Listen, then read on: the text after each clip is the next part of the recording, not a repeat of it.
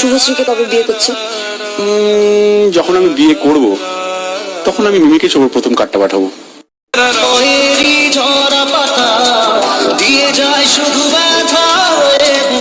কুকুরের সাথে রোমান্স করতে দেখে মিমিকে ধুয়ে দিলেন অভিনেতা রাজ চক্রবর্তী।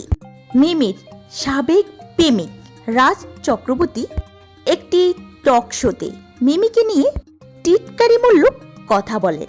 রাজ বলেন, মিমিকে আমার মেয়ে বলে মনেই হয় না, আর এই জন্যেই বুঝি ওর বয়ফ্রেন্ড এবং প্রেমিক টিকেই না। এরপর রাজ আরও বলেন, আর কত কুকুরদের নিয়ে এভাবে সময় কাটাবে?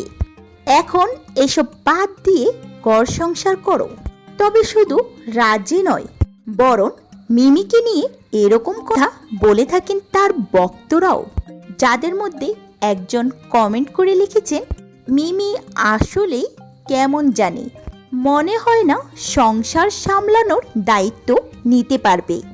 আরেকজন লিখেছেন, চেকা খেয়ে খেয়ে আজ মিমির এই অবস্থা। কেউ বা লিখেছেন, আর কত টোলে শিকার হবে, এবার বিয়েটা করো দিদি। তবে অভিনেত্রী হিসেবে মিমিকে আপনার কাছে কেমন লাগে তা অবশ্যই কমেন্ট করে জানাবেন। এবং প্রতিদিন নতুন নতুন ভিডিও পেতে অবশ্যই চ্যানেলটিকে সাবস্ক্রাইব করে রাখুন।